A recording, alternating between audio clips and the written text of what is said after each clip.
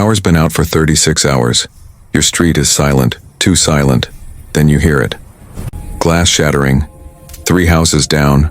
Not from the stranger, from the guy who helped you jumpstart your car last month. He's got a crowbar and he's working his way up the block. Welcome to hour 36 of a blackout, where your biggest threat isn't the darkness. It's the 300 million people who didn't prepare, and they know exactly where you live. Here's what nobody tells you. When the grid dies, society has a 72-hour expiration date. FEMA admits most cities have 3 days of food. The Department of Justice says violent crime spikes 250% after 72 hours without power. And history says the polite veneer of civilization is thinner than a grocery store window. So let's talk about the top places that will be gutted first. Not days in, hours. And if you're near one when it happens, you're not shopping. You're in a war zone. First domino to fall, pharmacies. You think people panic over bread? They riot over insulin. 66% of Americans are on daily prescriptions. When the power dies, the cold chain for those meds breaks, refills stop, and suddenly millions are 3 days from withdrawal, seizures, or death. These places are survival bunkers. Alcohol, antibiotics, painkillers. People will kill for them. During Katrina, they were emptied with military precision. Pain relief becomes currency. A bottle of ibuprofen buys a week of food.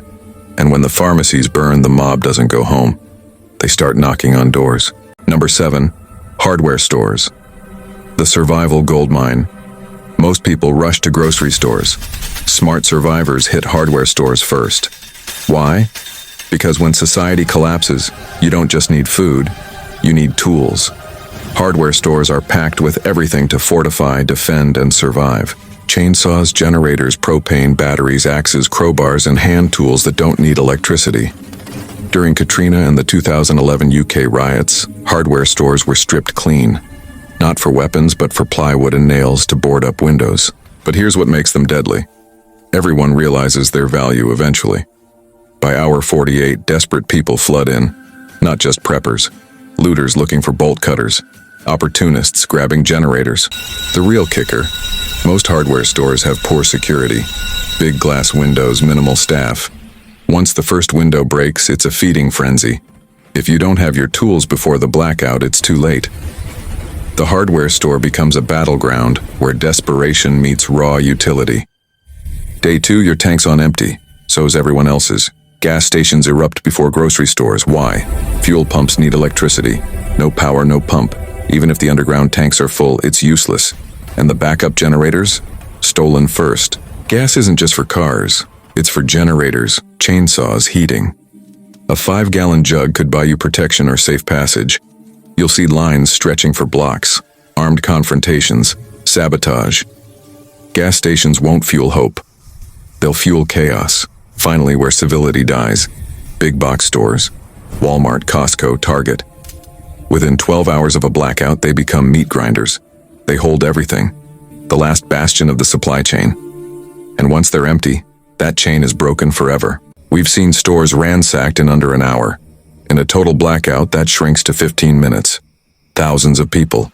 No security, no law, just panic and rage. People trample each other. Organized looters show up. If you're thinking of just grabbing a few things, don't. You'll get robbed, stabbed, or followed home. These places aren't safe havens. They're kill zones. The real preparation doesn't happen in the dark with a crowbar in your hand.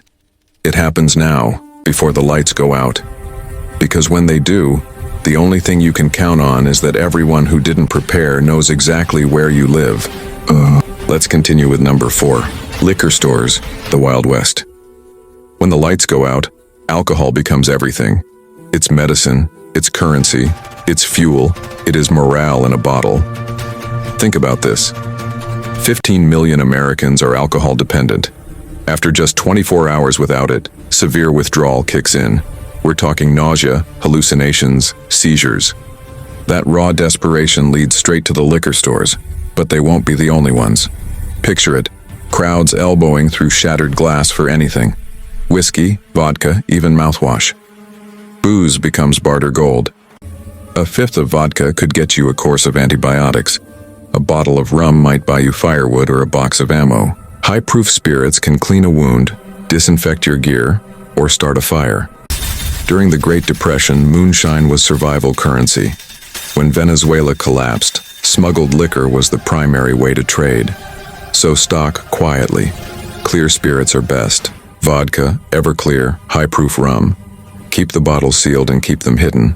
Never brag, because once those stores are empty, the mob will start looking for the person who still has a bottle, and they'll bring a crowbar.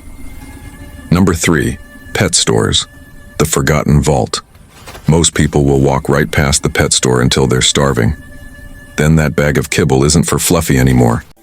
It's just food, it's protein, it's calories, and it's shelf-stable. After 4 days without eating, a can of lamb and rice starts to look like Thanksgiving dinner. But that's not the real prize. The real gold is the survival gear disguised as pet supplies. Heavy-duty leashes become tie-downs. Puppy pads are for sanitation. Kitty litter absorbs waste. A 50 lb bag of kibble. A family of 3 could live off that for weeks. It's happened before. During the Yugoslav wars, civilians ate animal feed and dog biscuits when the food supply chains collapsed. Pet stores also have water filters, animal antibiotics, often identical to human versions, wound sprays, and even emergency thermal blankets. While the average looter is fighting over canned soup in a grocery store, the smart ones are quietly raiding the pet store. They'll walk out with enough to last a month. By week 2, your neighbors will be circling that pet aisle with dead eyes. Number 2, schools. The sleeping giant. Schools are absolute gold mines when the power goes out. The average elementary school in the US has enough food to feed 500 kids for a week. We're talking rice, canned fruit, vegetables, grains. The cafeteria walk-in freezers hold tons of calories. But the food is just the beginning. Think about the classrooms. Batteries, office supplies, water purification tablets. The science labs. Alcohol, chemicals, gloves. The gym has mats and equipment. The nurse's office is stocked with bandages, antiseptics, and painkillers. During the Fukushima disaster, Japanese citizens broke into schools to survive. They found food, blankets, and emergency kits, and they lived. But once the word gets out that schools are full of supplies, they become battlegrounds. Desperate parents, organized gangs, lone drifters, all converging on one place. You need to scout them out before a collapse. Learn the entrances, map the supply closets. Because when society folds, that elementary school becomes a fortress of desperation. And now number 1, hospitals, and where hope turns to horror. In the first 48 hours of a total blackout, hospitals will transform from sanctuaries into slaughterhouses. That sounds harsh, but it's history. Most US hospitals have backup generators that last about 72 hours. When they fail, everything collapses. Ventilators shut off. Elevators freeze mid-floor. Life-saving machines go dark. Now add hundreds of scared, injured, and dying people to that equation. You have a human powder keg. But that's not why hospitals are number 1 on this list. It's what they store: painkillers, sedatives, antibiotics, surgical tools, IV fluids, insulin, oxygen tanks, morphine.